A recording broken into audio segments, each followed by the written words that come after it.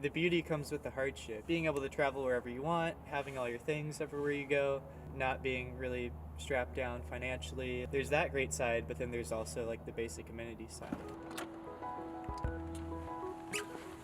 My name's Ethan. I'm 21 years old. For the past 2 years, I've spent my summers primarily in Leavenworth. That's where the raft guiding outfit I work for is located.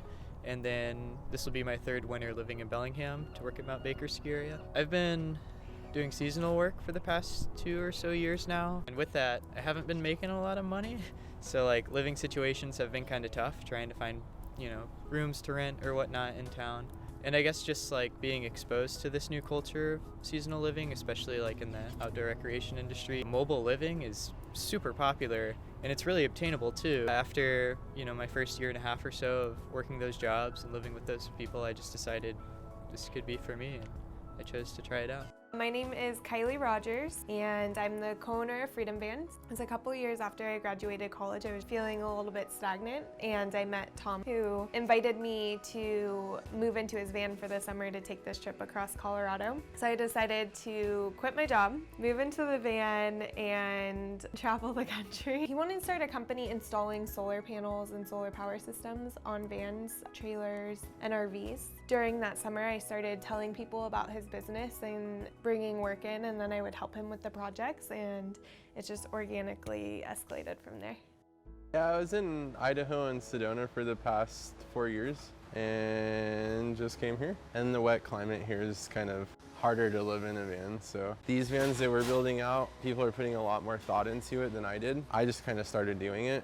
I spent $3,000 on my van and lived out of it for 3 years. Spent money as I was going rather than all up front. So it's financially liberating as well. There's different versions of van life. Like in my opinion, there's hashtag van life, which is what you see on social media. Model couples at some beautiful tropical beach with their old VW or their $140,000 Sprinter van. And it's just glamour life. So there's that van life, and then there's real van life, which is finding places to park, getting kicked out by security sometimes, using public bathrooms for all your bathroom needs. Say for me, the biggest thing that's made van life possible over the last year is having a good network of friends. Every couple weeks or so, I know somebody that I can go to and use their kitchen, use their shower and just kind of ground myself a little bit. So I think that second version is more the realities of van life that you just don't really see online. Yeah, this is a really popular spot. You get to wake up right at the bay, good views. So this is my van here. This is the couch, which also turns into a bed. I made it with a slatted construction, so I can essentially pull this bottom part out and this foam mattress folds down and it becomes almost a full-size twin, which is great. Sleeps too, super comfy.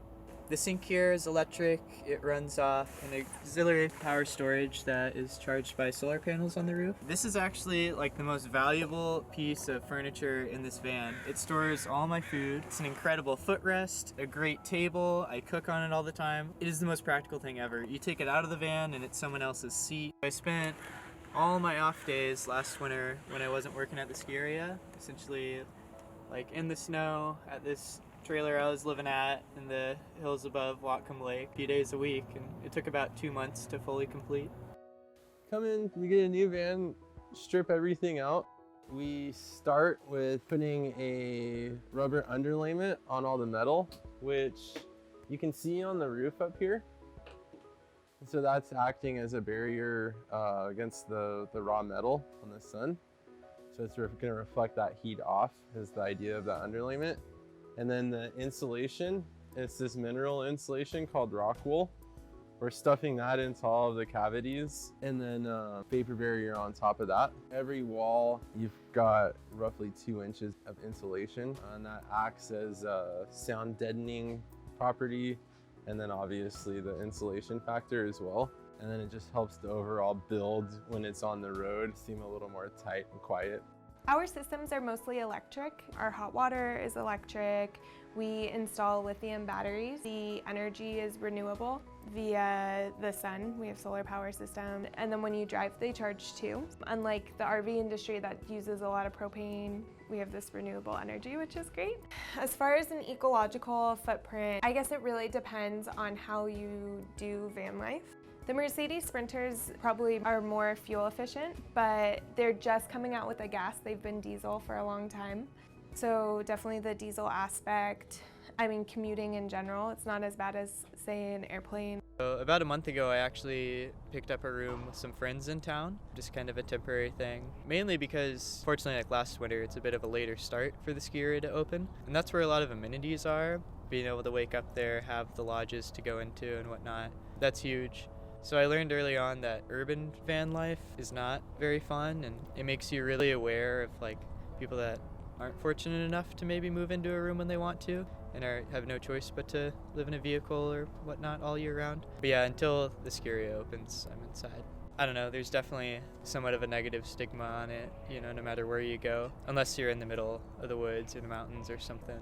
And because of that, I think that's also a pretty big turnoff for me too. You know, if I'm gonna be living here in town, I feel like I need to act accordingly. Being female and living in a van is awesome, but I would say the only thing that was a little intimidating is when I'm by myself. What has been harder for me is being the female owner of a male-dominated industry. Being able just to not do any packing and just say, all right, I'm gonna drive out there and have all my things ready to go.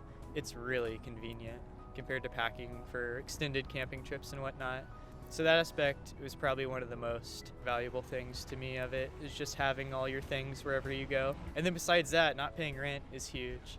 That makes it even more accessible to do the things, like due to the travel and the activities and stuff you want to do without feeling held back by finances. It's nice to live small and know that wherever you go, you can pack it in a vehicle.